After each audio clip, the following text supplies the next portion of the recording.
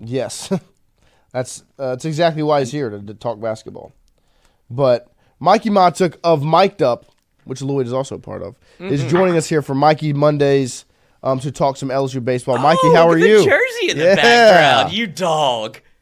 I tried. Listen, I don't know what was going on, but my computer's the slowest thing in America, and I ended up getting on my phone anyway. Yeah, but what a voice, brother.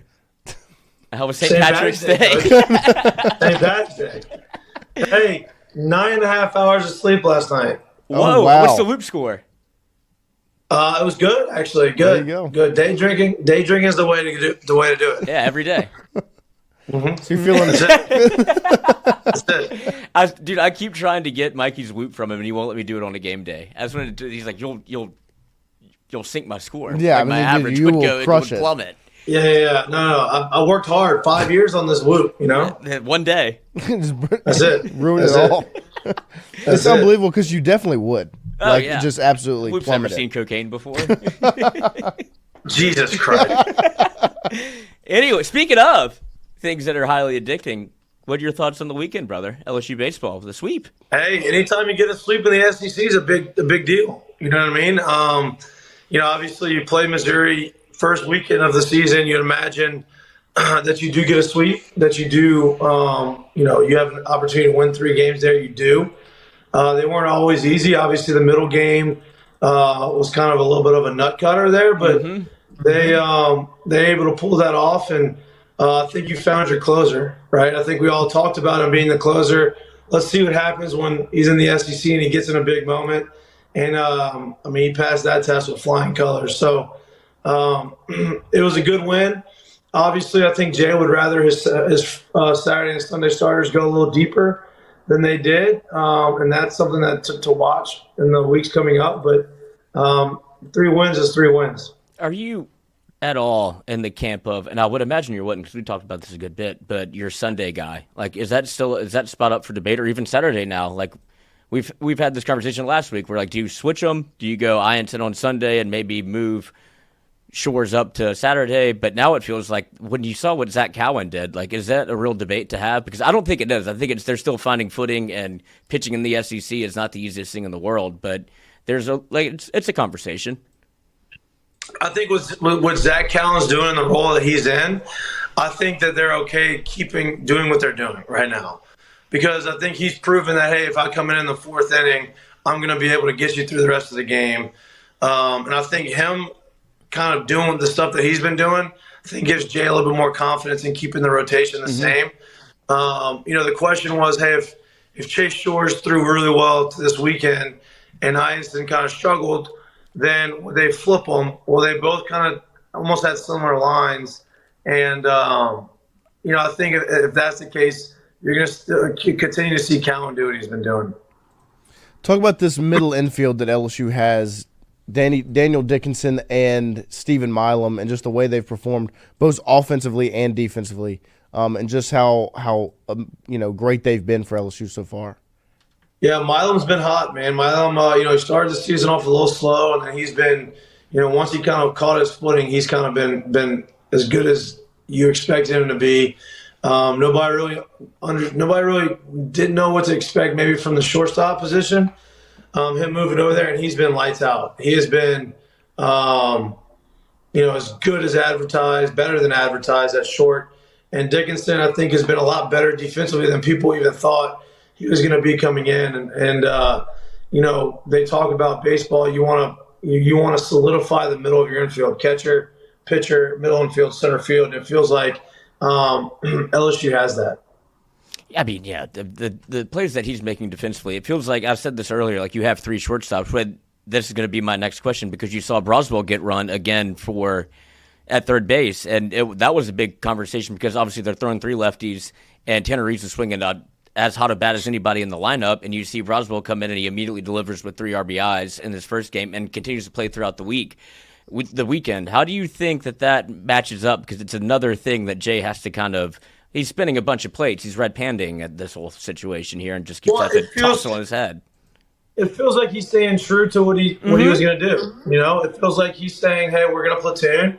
One's going to get starts against left-handed pitchers. Against left-handed pitchers, and one's going to get starts against right-handed pitchers. And he's done that, and he stayed true to that, and he's platooned that, and it seems like that's what it's going to be moving forward. Obviously, it was good to see Braswell kind of get going a little bit offensively.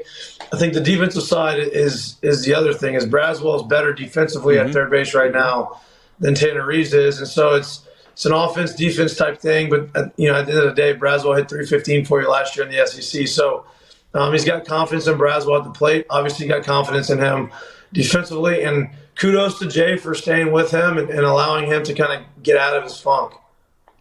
Yeah, it's an embarrassment of riches for LSU when it comes to the outfield.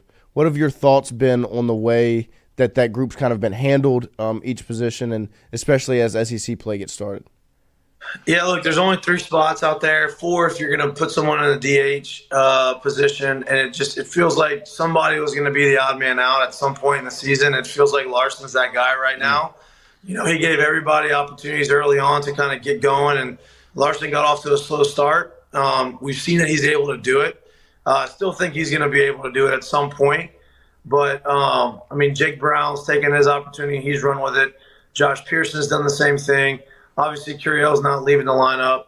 And Stanfield has played great. So with those 4 guys, and then Ethan Fry mixing in that DH spot, you're kind of running out of positions. And so you felt like somebody was going to be the odd man out. Larson's that guy right now. But you can't really look at the outfield rotation and say, oh, well, somebody else needs to be out the lineup because everybody's playing really well. Brown is on fire. Jake Brown had an unbelievable weekend this weekend. Hit his first homer, had a triple, couple doubles. He showed the maturation of him as an offensive player going oppo consistently this past weekend. Yeah, hitting a home run off lefty too. Mm-hmm. And that thing was no doubter. Like he's zoned in right now, and I do feel because we've both seen Larson play, and you saw it last year where you if you consistently put him in the lineup, you feel like you know what you're going to get, and he just has kind of somebody, like you said, had to happen to somebody, another person thrust into a new role. What did you think of Will Schmidt in his debut as almost like you heard the Jay Johnson comments about he's not a midweek guy anymore. Yeah, you're going to see him obviously on the weekend a lot more, which talent-wise and what he's done so far, ability, he should. Nerves? I think as you saw, he didn't pitch probably as good as he wanted to pitch this weekend, but that doesn't discourage me moving forward. I think the more opportunity he gets in those types of situations with in the SEC play, the better he's going to be. So, I'd expect us to see a lot more of him through the course of SEC play and on the weekends. What do you think of the walks this weekend from the mostly from the bullpen? Yeah, I don't love it. That's not great, Bob. Not great. They were missing up a ton. Was that? They were missing up a ton. I feel like everything was kind of high. And so, I think some of that comes with adrenaline. Mm-hmm. Some of that comes with trying to make a really good impression the first weekend of the SEC. But yeah, that's something that Jay, I'm sure, has harped on a lot with these guys because. If they don't walk guys, the games aren't even close. Mm-hmm. They don't give them an opportunity to get back in games. And, we've talked about this a lot on our show is whenever you walk people, hit people, make errors, and you give free passes, and you give teams that maybe that aren't as good as you an opportunity to get, put pressure on you, that keeps those teams in games, and that allows those teams maybe to kind of pull off an upset. And so I think that you're going to see them hone in on it. Look, it's pitching. You're not going to be perfect every weekend, every game. You're going to walk some guys.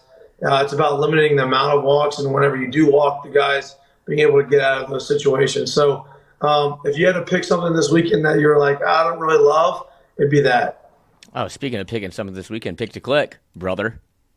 How about that? I got one, too, that might happen on Sunday. Hey, it still counts. Mic'd up 6 to 8 on Mondays and Wednesdays and 1 to 3 on Fridays leading you into the baseball game. And another one that we set the line for, Ole Anderson. Almost nailed that one, too. Almost nailed that one. 6 1/3 with 11 Ks. Got that one. Yeah. You were texting. So hold on.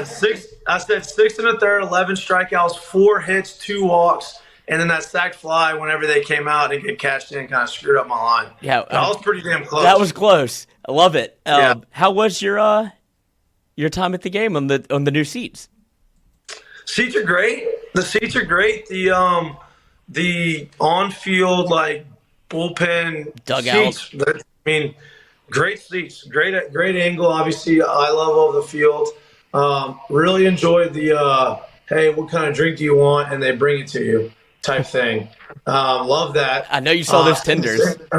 Same thing with the food. Like, it was great. But yeah, it was a really cool addition to Alex Box. I think it's something that we've obviously never had before. People are going to enjoy that, especially when the season starts warming up a little bit more, and you're right in the middle of SEC play. So that experience was great. Game was awesome. Obviously, LSU kind of took care of business on Friday pretty early on, and just hung on at the end. So it was fun. Yeah, absolutely. I was around that number. I wasn't, one day I'll be able to get in there. Hey, they weren't my seats. They weren't my seats. Got absolutely booted from trying to get into the Champions Club. They're like, no, we don't do that anymore. I was like, oh, okay, cool. See y'all later. You tried, though. Yeah. You can't. Oh, the worst thing you can do is say no. Yeah, that's what they said.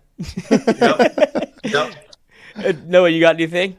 No, I'm good. I mean, I'm excited to watch this team get in, go to Austin and take on Texas this weekend. Are there anything specific that you want to see, in the next, real test for LSU in Austin against Texas? Well, this weekend is going to be interesting because they do go to Texas, and Texas is a good team, and Texas pitching staff has been really good. And you're on the road, right? It's your first big, true road series of the year. And for me, I want to see, look, when you're on the road, the one thing that you need to do is you need to pitch and play defense, right? And so defense has been fine, but if those walks start to creep back up again this weekend at Texas, you may see some issues there. So I'm looking forward to seeing what the pitching staff does, how they respond, how they rebound on a weekend that maybe wasn't as sharp. Look, they weren't awful. I don't want to call them awful. They just weren't sharp, and it wasn't weren't sharp in a sweep that you expect to see. So I want to see what they do and how they respond and not giving free passes and kind of getting back to dominating the strike zone. So it's going to be a fun weekend. Obviously, it's going to be a top 15 matchup, and it's going to be a good challenge for LSU, and it's going to be their first big one of the year. When are you going to see Gavin Guidry? God damn it! That's a Jay Johnson question, Coach. I don't know that. You ask him. When are you going to see Jay? We're not going to be able to talk to him today because LSU kind of stepped on our toes with the coaching show. Well, yeah, we would imagine we'll have him maybe Wednesday, but yes, absolutely, we'll have somebody from 6 to 8 tonight, mic'd up. Mikie Mahtook, Jared Mitchell. I assume Jared. I think he's getting his SEC notes, so he might be back.